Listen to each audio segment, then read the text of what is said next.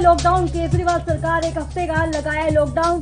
आज रात 10 बजे से अगले सोमवार सुबह तक सख्त पाबंदी। कहा दिल्ली में बेड और ऑक्सीजन की भारी कमी।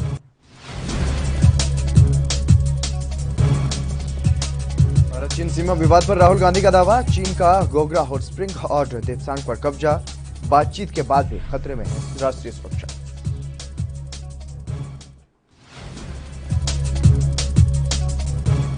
कोरोना पर शिवसेना सांसद संजय राउत की मांग। कहा ये युद्ध जैसे हालात सरकार को 2 दिन का संसद सत्र बुलाना चाहिए।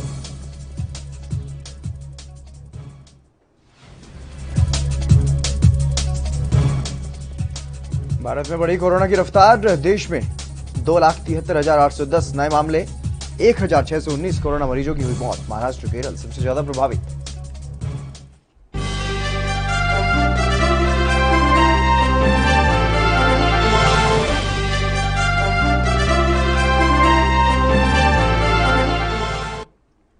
नमस्कार, ये एएनबी न्यूज देख रहे हैं आप और मैं हूं आपके साथ करिश्मा भारद्वाज। और मैं हूं आपके साथ हितेंद्र। देश की राजधानी दिल्ली में कोरोना की बेकाबू रफ्तार के बीच लॉकडाउन लगाने का फैसला लिया गया है। उपराज्यपाल अनिल बैजल और सीएम अरविंद केजरीवाल की बैठक में यह फैसला लिया गया है। दिल्ली में सोमवार रात 10 बजे से, यानी कि आज रात 10 बजे से लेकर के 26 अप्रैल की सुबह तक लॉकडाउन लागू रहेगा।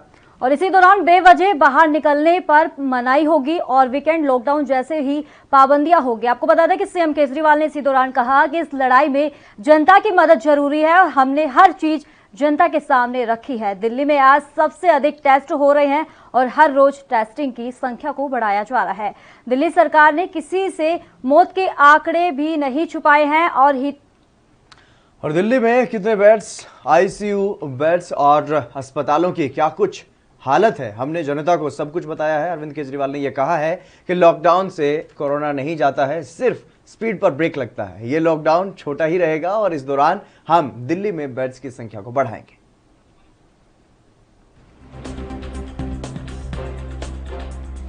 सबसे ज्यादा टेस्ट हो रहे हैं।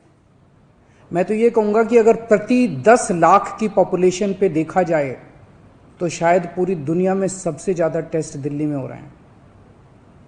मैंने देखा कि कई जगहों पे उन्होंने टेस्ट कम कर दिए तो केस कम आने लग गए। इस तरह से तथ्यों के साथ कई जगह हेरफेर करने की कोशिश की गई। हमने ऐसा नहीं किया। हमने टेस्ट कम नहीं किए, उल्टे कम करने की वजह हमने दिल्ली में टेस्ट कई गुने बढ़ा दिए। आज लगभग 1 लाख टेस्ट दिल्ली में डेली हो रहे हैं। मौत के आंकड़े आपसे नहीं छुपाए। जितनी मौतें होती थी हमने सब आपके सामने रखी, ईमानदारी से रखी। अगर ज्यादा हो रही थी तो ज्यादा बताई, कम हो रही थी तो कम बताई। कितने बेड्स हैं, कितने आईसीयू बेड्स हैं, क्या परिस्थितियां हैं, हर चीज आपके सामने ईमानदारी के साथ रखी। और इसी वजह से जब भी हमने कड़े निर्णय लिए हमें आपका पूरा सहयोग मिला, दिल्ली की जनता का पूरा सहयोग मिला।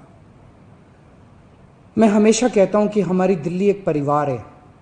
दिल्ली के 2 करोड़ लोग एक परिवार हैं और जब परिवार में कोई आपदा आती है तो सारे परिवार के लोग मिलकर उसका सामना करते हैं। अब भी हम सभी मिलकर इसका सामना करेंगे। पहले भी जीत हुई थी, अब लॉकडाउन लगा था। हमने देखा कि किस तरह बड़ी संख्या में प्रवासी मजदूर अपने गांव जाने लगे थे। उनसे मैं खास तौर से हाथ जोड़ के अपील करना चाहता हूं। ये छोटा सा लॉकडाउन है, 6 दिन का। दिल्ली छोड़ के मत जाइएगा। आपके आने जाने में इतना समय खराब हो जाएगा, इतना पैसा खराब हो जाएगा, इतनी ऊर्जा खराब होती है। दिल्ली में रहिए। मुझे उम्मीद है कि ये छोटा लॉकडाउन है और छोटा ही रहेगा। मुझे पूरी उम्मीद है कि शायद बढ़ाने की जरूरत ना पड़े। आप दिल्ली में रहिए। यकीन मानिए हम पूरी ईमानदारी के साथ सब मिलके लड़ेंगे तो जल्दी इस मुसीबत से छुटकारा पाएंगे। मैं आपको यकीन दिलाता हूं, सरकार आपका पूरा ख्याल रखेगी। मैं हूं ना, मुझ पे भरोसा रखिए। मेरी दिल्ली के सभी नागरिकों से अपील है कि ये निर्णय हमने बहुत मुश्किल से लिया है। आप सब लोग जानते हैं कि मैं लॉकडाउन के सख्त खिलाफ रहा हूं। हमेशा से मैंने लॉकडाउन का विरोध किया है। मेरा यह मानना है कि लॉकडाउन से कोरोना खत्म नहीं होता। तो वहीं केंद्रीय मंत्री मुख्तार अब्बास नकवी ने कोरोना वैक्सीन को लेकर कहा कि कोरोना वैक्सीन सभी को उपलब्ध करवाई जा रही है। देश में आबादी ज्यादा है और सभी को जल्दी वैक्सीन मिल जाए ये संभव नहीं है। और इसके साथ ही उन्होंने कहा कि पहले हमारे पास कुछ भी नहीं था और अब मास्क और वेंटिलेटर है। हमें किसी को भी सियासी व्यवधान का हिस्सा बनने के बजाय समस्या के समाधान का हिस्सा बनने की कोशिश करनी चाहिए। संयम, सावधानी, संवेदनशीलता का संकल्प ही हमको इस समस्या से निजात दिलाएगा।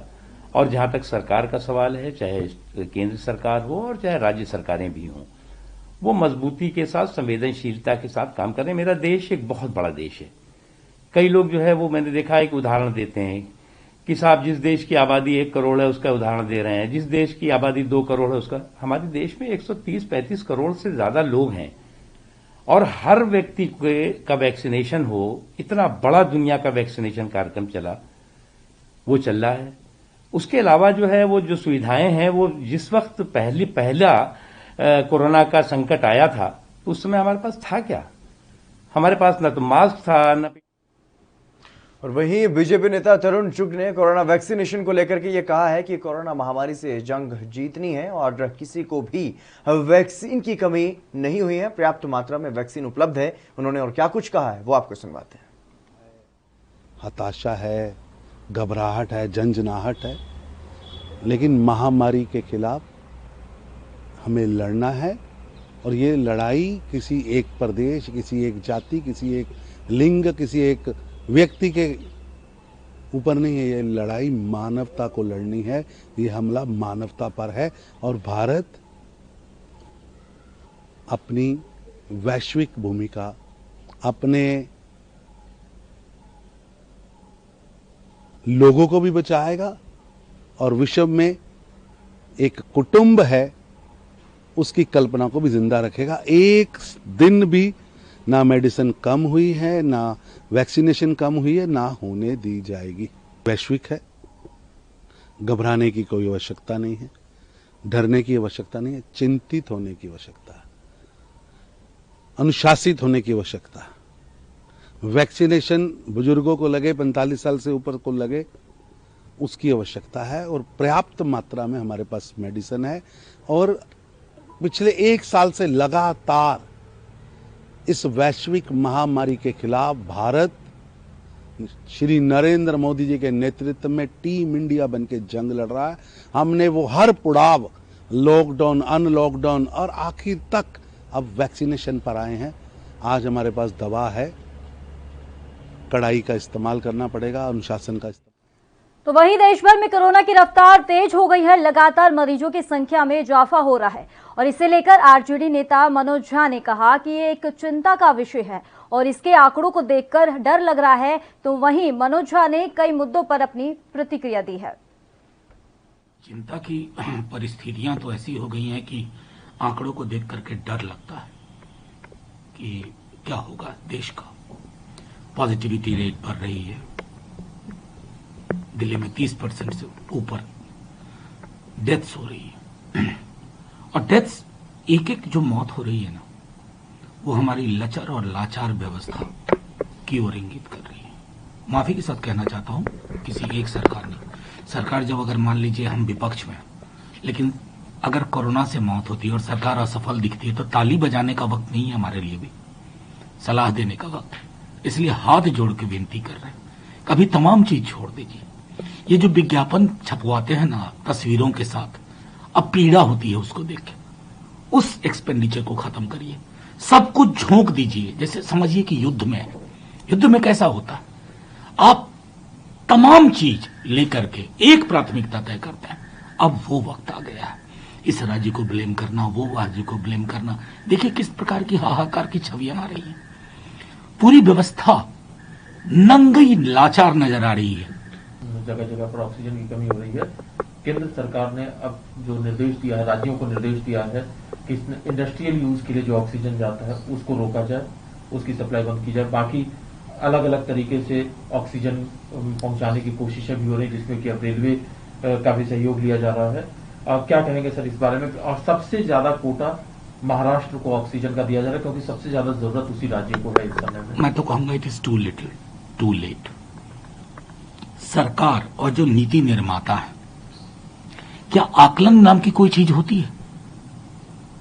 असेसमेंट करना, ये जो रिएक्टिव पॉलिसीज है ना, ये लोगों को मरने के लिए छोड़ देती है, मौत के हाथ में। आपने क्या तैयारियां की थी? आपने कहा इतने यूनिट्स को हमने परमिशन दी थी, उसमें से 1/4 फंक्शनल था, और वो भी किस कैपेसिटी के साथ हम नहीं जानते हैं, वी डोंट नो।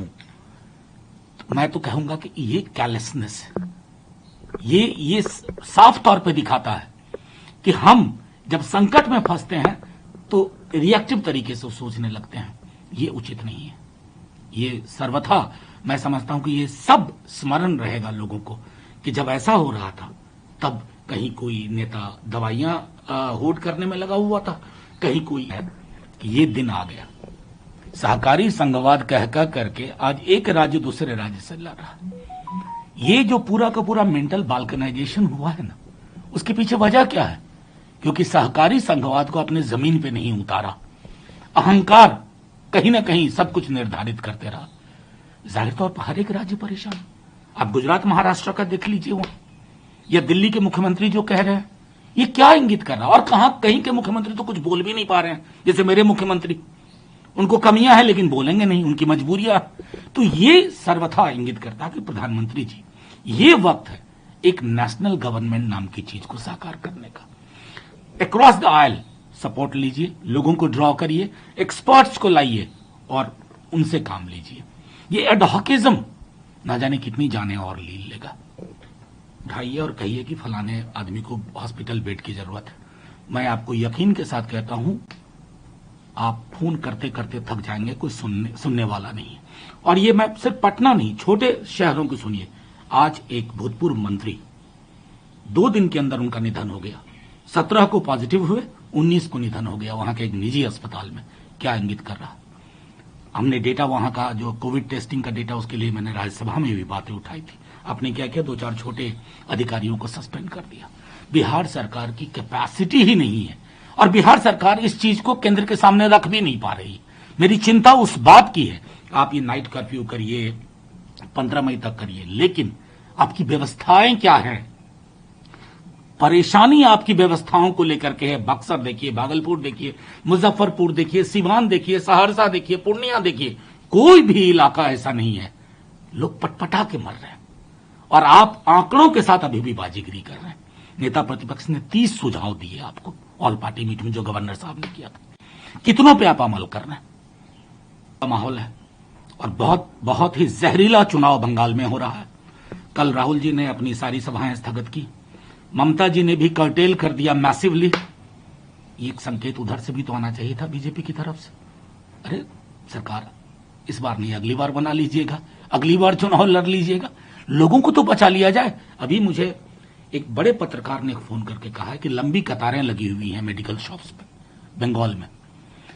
कहीं ना कहीं चूक तो हुई है, चूक तो हुई है। सेकेंड वेव को लेकर के जब शुरू में भी लोगों ने आगाह किया था तो उनको रिडिक्यूल किया जाता था। हाल तक वैक्सीन को लेकर जब कहते तो रिडिक्यूल किया जाता था। कोई किसी को लॉबिस्ट बता रहा है। अब क्या है नतीजा सामने में? अकाउंटेबिलिटी ना। वक्त हो चला एक छोटे से ब्रेक का।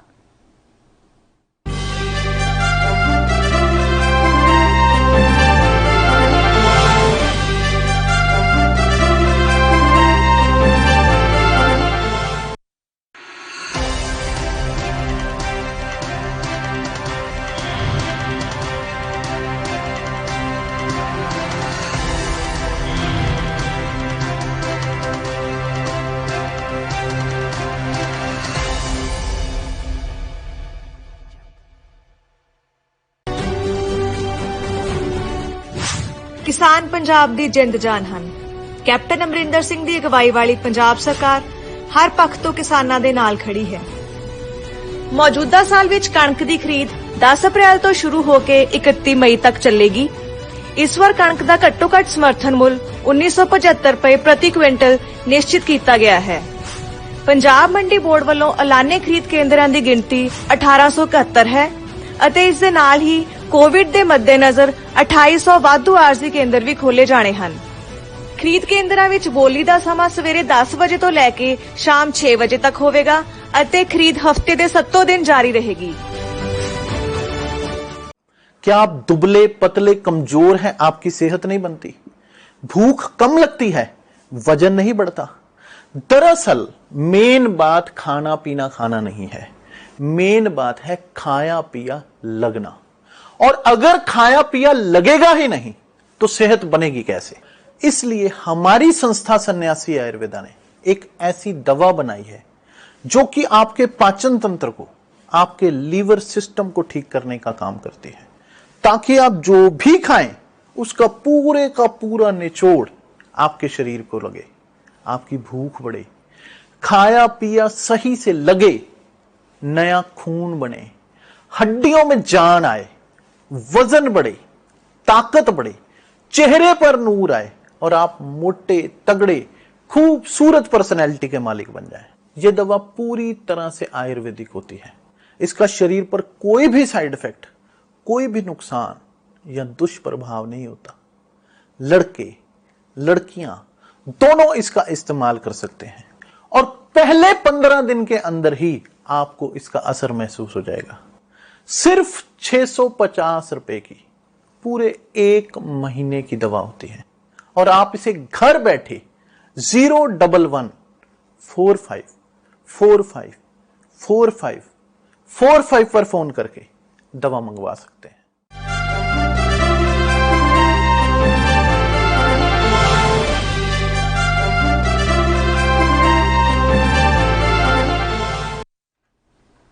ब्रेक के बाद एक बार फिर से आप सभी का स्वागत है। खबरों में आगे बढ़ेंगे। देश में चारों तरफ कोरोना फैला हुआ है और इस प्रकोप के बीच शिवसेना के सांसद का स्पेशल सेशन बुलाने का सुझाव केंद्र सरकार को दिया गया है। शिवसेना ने यह कहा है कि कोरोना के हालात पर चर्चा करने के लिए सरकार को इसकी पहल करनी चाहिए और शिवसेना नेता संजय राउत ने यह कहा है कि देश में कोरोना की वजह से अभूतपूर्व और युद्ध जैसे हालात फिलहाल बने हुए हैं। साथ ही उन्होंने कहा कि पूरे देश में कंफ्यूजन और टेंशन की स्थिति बनी हुई है। लोगों को बेड और ऑक्सीजन नहीं मिल रही है, वैक्सीनेशन की स्पीड भी थम सी गई है और चारों ओर अफरा तफरी की स्थिति बनी हुई है। ऐसे में हालात पर चर्चा करने के लिए सरकार को संसद का 2 दिवसीय स्पेशल सेशन बुलाना चाहिए।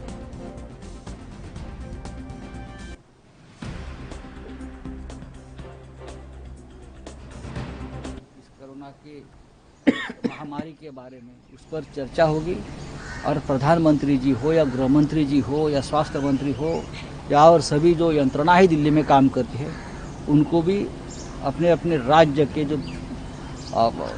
सांसद है वो अपनी बात रख सकते हैं। को लेकर जो विवाद जो है बहुत ही दुर्भाग्यपूर्ण है, बहुत ही दुर्भाग्यपूर्ण है।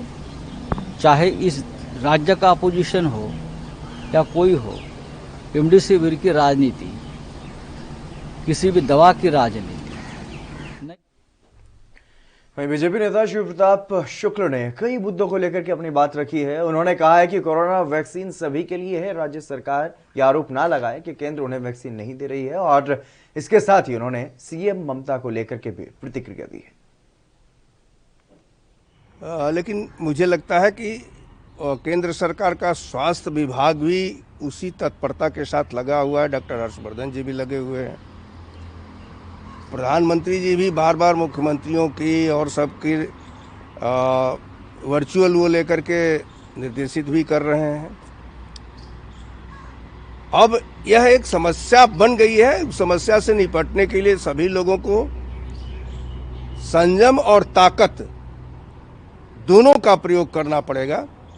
सरकारें भी लगी हुई हैं, हमको भी उसी दिशा में अपने को मजबूत करके चलना होगा और कोविड को किसी भी स्थिति में हराने की बात सोचनी होगी। सरकार का यह निर्णय अत्यंत सराहनीय है और मैं समझता हूं कि निश्चित रूप से जो प्रदेशों में इंडस्ट्रियल यूनिट्स को दिया जा रहा था ऑक्सीजन, उसको कम करके लोगों को उपलब्ध कराना चाहिए। कहीं कहीं ऑक्सीजन की कमी के नाते भी हुआ है, लेकिन मेरा एक निवेदन होगा उन लोगों से जो ऑक्सीजन, दवा, इस सब का व्यवसाय कर रहे हैं कि ऐसे संकट के घड़ी में किसी भी स्थिति में ब्लैक मार्केटिंग न चलने दें, बल्कि लोगों को उपलब्ध कराएं और दवाएं सबके लिए हों, इसके लिए उनको प्रयत्न करना चाहिए। इस आरोप से सहमत नहीं हूं। सबको दिया जा रहा है, संख्या के आधार पर ही दिया जा रहा है, तो ऐसा नहीं है कि उनको उनके हिस्से का कोई और हुआ। महाराष्ट्र के मंत्री भी आरोप लगा दिए थे कि केंद्र सरकार पर कि कह दिया गया ऑक्सीजन मत दो नहीं तो ये कर देंगे, लाइसेंस रद्द कर देंगे, और जो कि महाराष्ट्र को सबसे अधिक दिया गया है। तो ऐसी स्थिति में आज राजनीतिक आरोप की अपेक्षा लोगों को एक होकर के इससे संघर्ष करना चाहिए और केंद्र के निर्णयों का पूरी तौर पर पालन करना चाहिए। कि अपने इस प्रचार के दौरान न जाने कितने बार प्रधानमंत्री के इस्तीफे की बात कर चुकी है, लेकिन वास्तविकता ये है कि उन्होंने पूरे बंगाल को नर्क बना दिया है। बंगाल की जनता अब उनसे क्या कहे, उनको दूर वैसे ही कर रही है, तो उनके लिए इस्तीफे की बात न कर करके मुझे लगता है कि अपने आप। तो वहीं महाराष्ट्र में कोरोना का ग्राफ इतनी तेजी से बढ़ रहा है कि अब इसको कंट्रोल में लाने के लिए राज्य में संपूर्ण लॉकडाउन लगाने के हालात बन चुके हैं। इसी कड़ी में महाराष्ट्रीय सियासी घमासान भिजवा रही है। आपको बता दें कि वहीं बीजेपी प्रवक्ता केशव उपाध्याय ने महाराष्ट्र सरकार पर निशाना साधा है। आगे उन्होंने क्या कुछ कहा वो आपको सुनाते हैं। महाराष्ट्र में भाजपा नेता रेमडेसिविर इंजेक्शन के जमाखोरी करने का आरोप प्रियंका गांधी ने लगाया है, लेकिन मेरी रिक्वेस्ट है कि आप जैसे बड़े नेता कम से कम थोड़ी जानकारी लेके तो आरोप कीजिए। क्या महाराष्ट्र में हालत है? महाराष्ट्र में कांग्रेस पार्टी सत्ता में है, लेकिन यहाँ हर मरीज, यहाँ सबसे बड़ी संख्या मरीजों की कोरोना की है और हर मरीज ऑक्सीजन के लिए, बेड के लिए, इंजेक्शन के लिए तरस रहा है।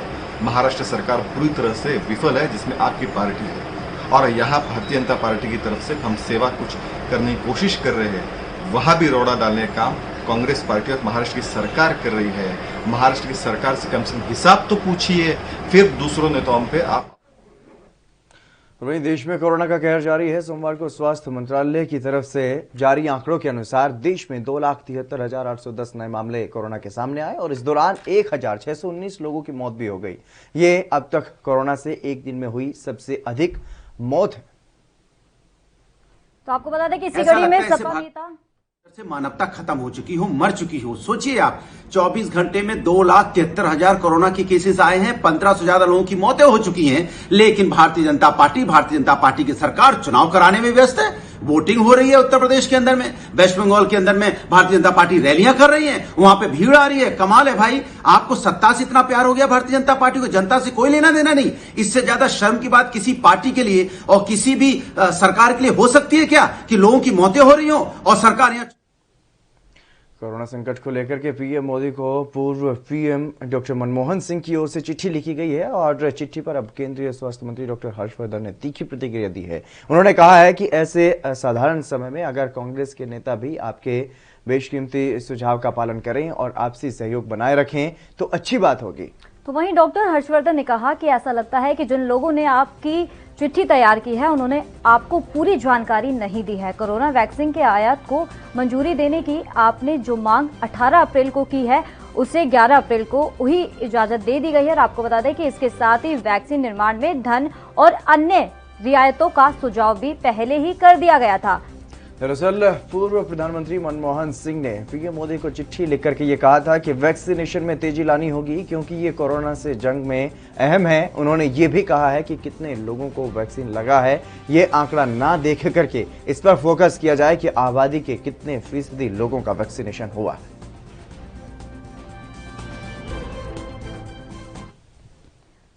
उधर महाराष्ट्र में कोरोना के आंकड़े इतनी तेजी से बढ़ रहे हैं कि अब इसको कंट्रोल में लाने के लिए राज्य में संपूर्ण लॉकडाउन लगाने के हालात बन चुके हैं और आपको बता दें आंकड़ों पर नजर डालने के बाद यह पता चलता है कि राज्य में हर 3 मिनट में एक व्यक्ति की कोरोना से मौत हो रही है।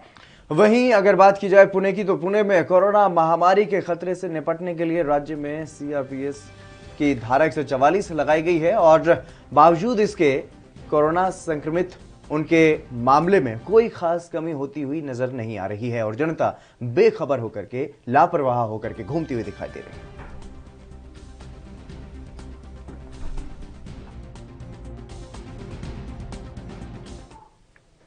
उत्तर प्रदेश के पूर्व राज्यपाल राम नाईक कोरोना संक्रमित पाए गए हैं। आपको बता दें कि राम नाईक ने खुद को अपने निवास पर ही क्वारंटाइन कर लिया है। जानकारी के मुताबिक राम नाइक को हल्का बुखार आने के बाद राम नाइक ने स्वयं की जांच करवाई और जिसमें वो कोरोना संक्रमित पाए गए हैं। राम नाइक फिलहाल मलाड मुंबई स्थित संजीवनी अस्पताल के डॉक्टर सुनील अग्रवाल और डॉक्टर राजेश बेनियाला की निगरानी में है। बताया जा रहा है कि फिलहाल उनके स्वास्थ्य में सुधार है।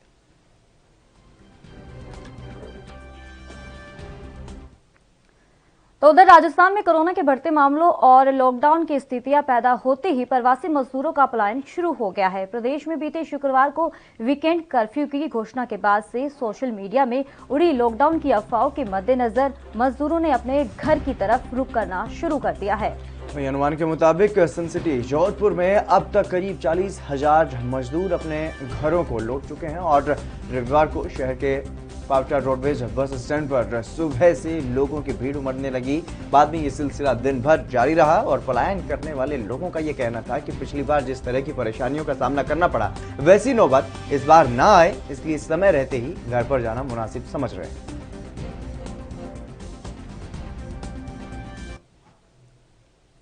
वक्त तो चला एक छोटे से ब्रेक का।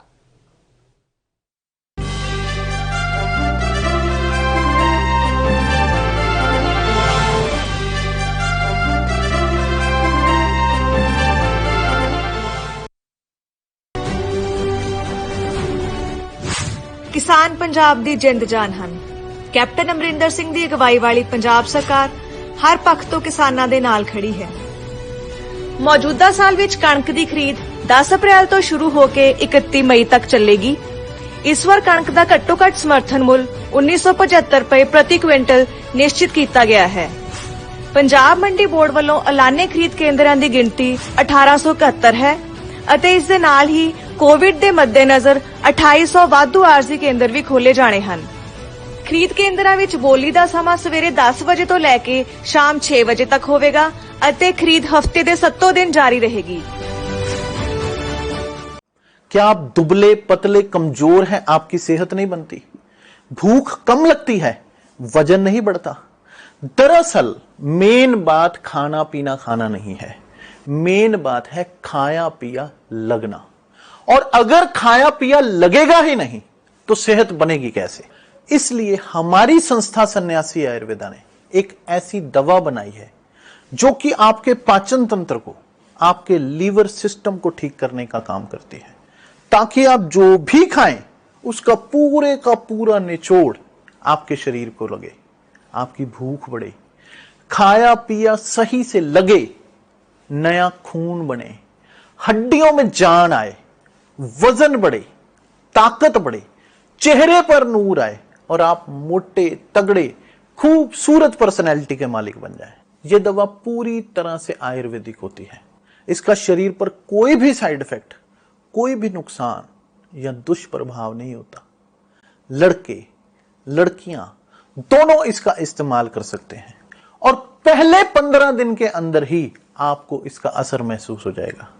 सिर्फ 650 रुपए की पूरे 1 महीने की दवा होती है और आप इसे घर बैठे 011 45 45 45 45 पर फोन करके दवा मंगवा सकते हैं।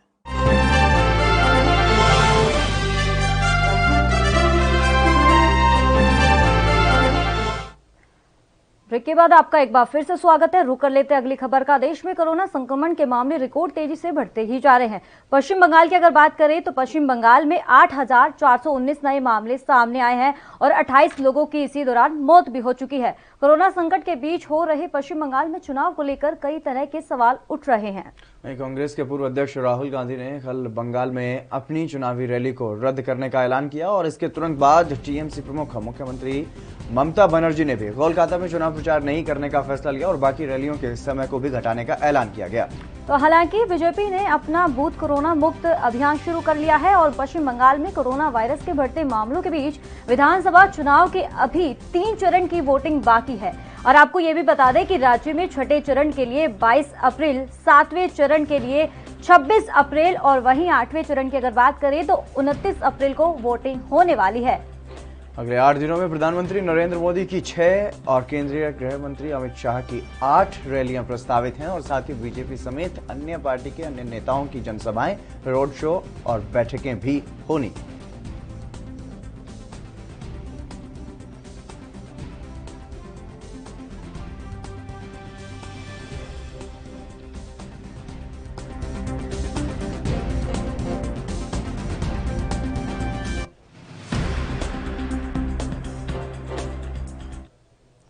वहीं देश में एक तरफ रोजाना कोरोना के रिकॉर्ड तोड़ मामले सामने आ रहे हैं तो दूसरी तरफ पश्चिम बंगाल की सीएम ममता बनर्जी ने अपने राज्य के लिए कोरोना वैक्सीन की मांग केंद्र सरकार से की है और इस मामलों पर बीजेपी नेता नवल किशोर यादव ने अपनी प्रतिक्रिया दी है।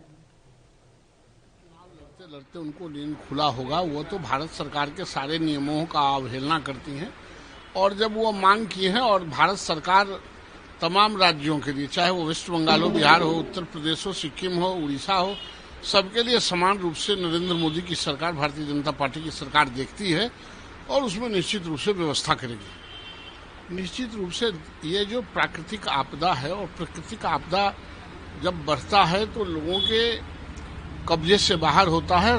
भारत सरकार और देश के भिन्न भिन्न राज्यों के सरकार इस पर लगी हुई है और निश्चित रूप से भयावह स्थिति पैदा हुआ है, उसको सरकार नियंत्रण कर रही है और हम समझते हैं कि विधि न विक नियंत्रण में आ जाएगा। जी जब तक प्रधानमंत्री थे तब तक तो वो सुझाव किसी और से लिया करते थे, अपना उनका सुझाव चलता नहीं था।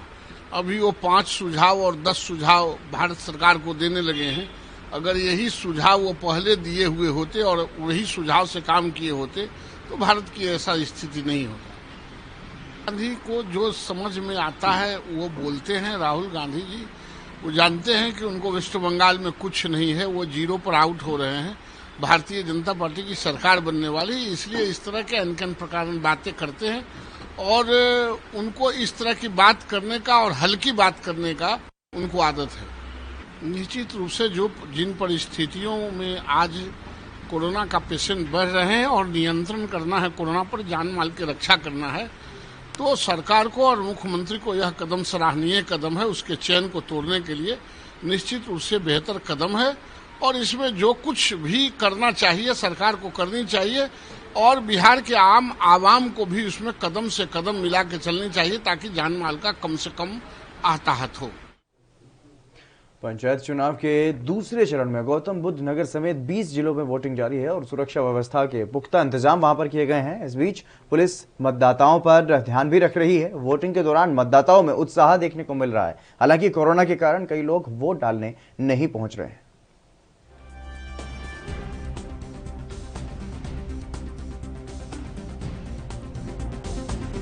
देखिए, जैसा आपने कहा कि जो भी संवेदनशील, अति संवेदनशील गांव हैं उनको हम लोगों ने कैटेगराइज करके और उस पर जो इलेक्शन कमीशन के जो मानक थे उसके मुताबिक पर्याप्त मात्रा में सुरक्षा बल तैनात किया गया है। कुल मिला के हमारे पास 5 कंपनी से ज़्यादा इस समय है जिसको हमने इलेक्शन में डिप्लॉय किया है।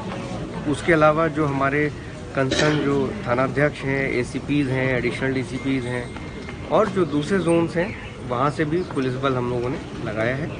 प्रत्येक मतदान केंद्र पर और प्रत्येक गांव में पर्याप्त मात्रा में पुलिस बल तैनात है। मैं आपकी जानकारी के लिए बता दूं, हर एक थाने में हम लोगों ने कुछ क्लस्टर मोबाइल्स भी बनाई हैं जो कि बीच बीच में लगातार अपने अपने क्षेत्र में भ्रमण कर रही हैं। कुल मिला के हर 2 से 3 गाँव पर एक सेक्टर मजिस्ट्रेट की गाड़ी या क्लस्टर मोबाइल ऐसी है जो बीच बीच में राउंड लेती रहे। किसी भी आकस्मिक स्थिति से निपटने के लिए हम लोगों की जो कार्य योजना है तो उसमें मुझे नहीं लगता कि कहीं से भी अगर कोई ऐसी सूचना आती है तो 5 मिनट से ज़्यादा का समय हमारे फोर्स। तो वहीं मध्य प्रदेश में कोरोना संक्रमण का कहर लगातार जारी है। इसके चलते केंद्र और राज्य सरकारें काफी चिंतित है, जिसे लेकर राज्य सरकार सख्त कदम उठा रही है। भोपाल में कोरोना वायरस के बढ़ते मामलों के बीच कोरोना कर्फ्यू लागू है और आपको ये बता दें कि इस दौरान पुलिसकर्मी वाहनों की जांच कर रहे हैं। बता दें आपको ये भी कि साथ में कि भोपाल में कोरोना कर्फ्यू को 26 अप्रैल तक के लिए बढ़ा दिया गया है।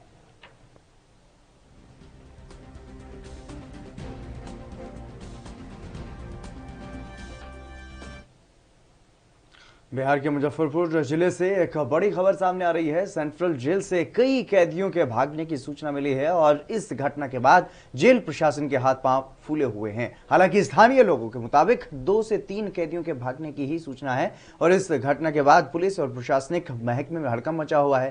जेल से भागू कैदियों की धरपकड़ के लिए पुलिस शहर की सीमा को सील कर गहन छानबीन कर रही है। आप बताया जा रहा है कि जेल से कैदियों की सूचना प्राप्त होते ही फौरन अफसरों ने पुलिस को कार्रवाई के आदेश दे दिए और भागे हुए कैदियों को पकड़ने के लिए मिठनपुरा नगर और बेला थाना को पुलिस छापेमारी कर रही है और इलाके में सर्च ऑपरेशन जारी है। हालांकि प्रशासन की ओर से अभी इसकी आधिकारिक पुष्टि नहीं हो पाई है कि कितने कैदी भागे हैं और कितनों को पकड़ा गया।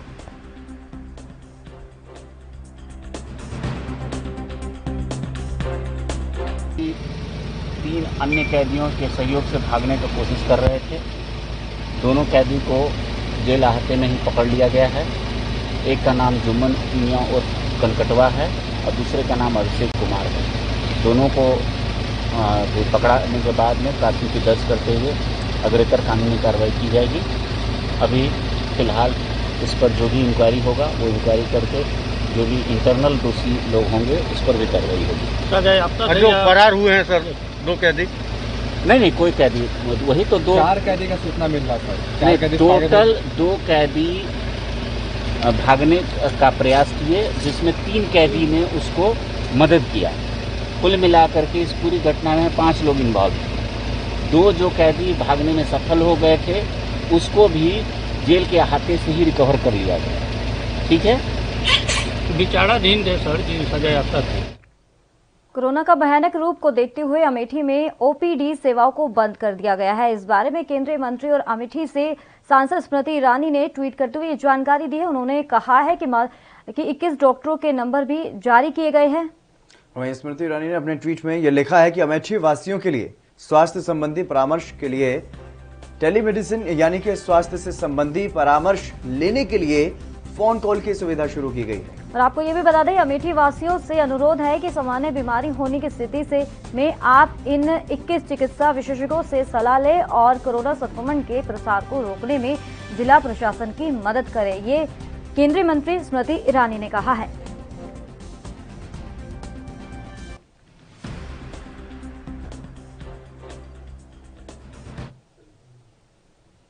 महाराष्ट्र के ठाणे जिले के आसनगांव क्षेत्र में एयरसेल सैनिटाइजर कंपनी में देर रात लगभग 2 बजे आग लग गई और घटनास्थल पर 6 फायर टेंडर पहुंचे। हालांकि किसी के घायल होने की इस घटना में सूचना नहीं है। और आपको ये भी बता दें कि वहीं आग लगने के कारणों का अभी खुलासा नहीं हो सका है कि आग किस वजह से लगी है। हालांकि लाखों का सामान जलकर ये राख हो गया, इस बात का अनुमान लगाया जा रहा है।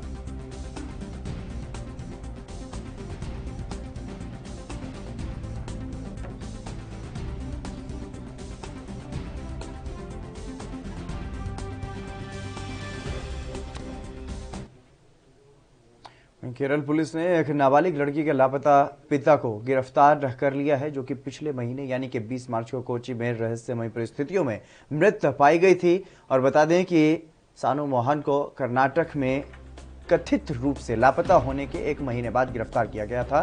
दरअसल मोहन और उनकी 13 वर्षीय बेटी दोनों 20 मार्च की रात से अपने फ्लैट से गायब हो गए थे और 2 दिन बाद एक नाबालिग लड़की का यहां पर एक नदी में शव बरामद हुआ था, जिसके बाद पुलिस घटना के बाद से रहस्यमय तरीके से लापता होने के बाद से मोहन की तलाश में जुटी हुई थी। आपको बता दें, मोहन उस जो बच्ची मिली है यानी कि मृत अवस्था में जो बच्ची मिली है वो उसके पिता है, जो मोहन बताया जा रहा है। और एक होटल में विस्फोट किए जाने के बाद शनिवार को एक पुलिस टीम कोल्लम गई थी। और आपको ये भी बता दें कि माना यह जा रहा है कि मोहन जो अपनी कार में कोची छोड़ गया था, कथित तौर पर 10 अप्रैल से 6 दिनों तक होटल में रह रहा था और पुलिस को शक था कि लड़की के नदी में डूबने की योजना बनाई गई थी और हत्या का मामला हो भी सकता है। उन्हें संदेह है कि जब वह पानी में फेंका गया था तब वह पीड़िता जीवित थी।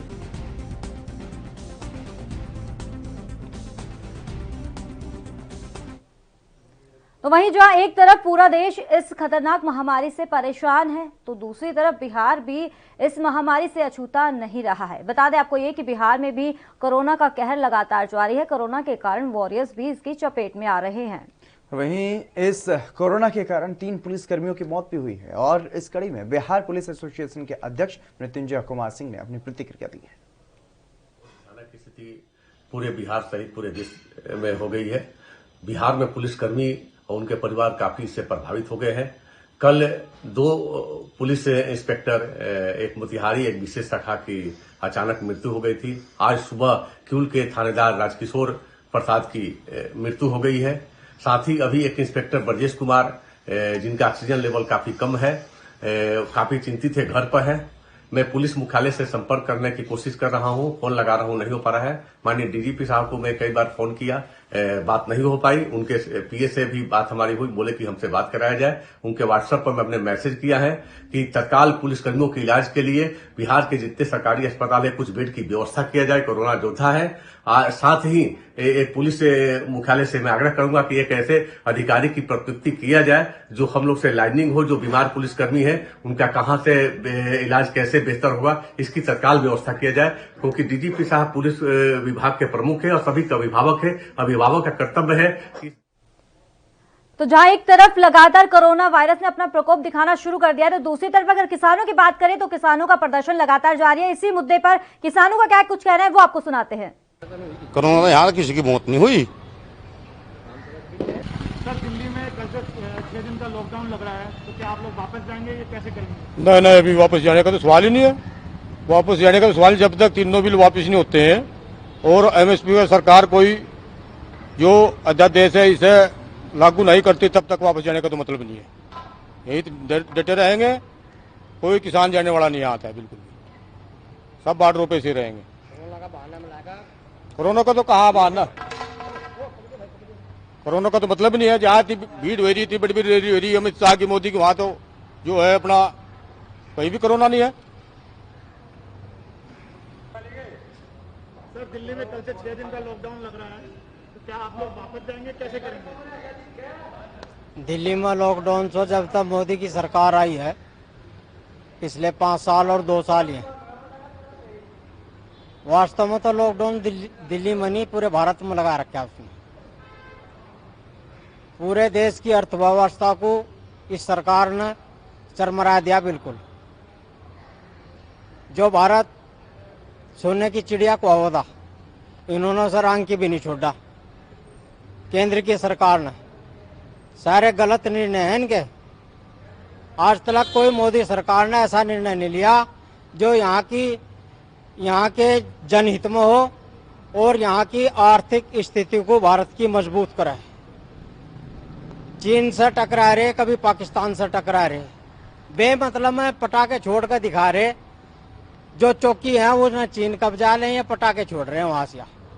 शहीदों को, हमारे जो देश के सैनिक हैं उन्हें शहीद करा रहे। किसान को बर्बाद करने पर तुले हुए। और किसान की अर्थव्यवस्था तो इतनी खराब होगी कि वो हर 5 साल में अपनी 2-3 बीघे जमीन बेच ले और अपना गुजारा कर ले। इस स्थिति में यहाँ का किसान इन्होंने पहुंचा दिया। रही कोरोना की बात, कोरोना है चाहे दिल्ली में लगा लो, चाहे बंगाल में लगा लो, चाहे हिमाचल में लगा लो, या उत्तराखंड में लगा लो, चाहे यूपी में लगा लो, जहाँ चुनाव है, जहाँ भी चुनाव हो रहे, जिस प्रदेश में चुनाव हो रहे, वहाँ कोई कोरोना नहीं है। कोरोना है तो सिर्फ वहाँ है जहाँ कोई आंदोलन करने को तत्पर है या डरा रहे कोरोना से। कोरोना कोई बीमारी नहीं है। आज तक कोरोना से कोई मौत साफ नहीं हुई। किसी डॉक्टर ने ये नहीं कहा कि ये कोरोना से ये आदमी, ये शख्स कोरोना से मरा है। हिंदुस्तान इतना बड़ा देश है, यहाँ तो रोज पैदा भी हो रहे और मर भी रहे। इससे पहले भी लोग मरते और आज भी मर रहे, पर इन्हें किसी के मरने की कोई चिंता नहीं। यहाँ 300 से ज्यादा किसान यहाँ से शहीद हो लिए, किसी के बारे में एक शब्द नहीं बोला। प्रधानमंत्री ने, यहाँ के गृह मंत्री ने, यहाँ के कृषि मंत्री ने, और खिल्ली उड़ा रहे उल्टी देश की। खबर दोपहर में फिलहाल इतना ही। दीजिए इजाजत, नमस्कार।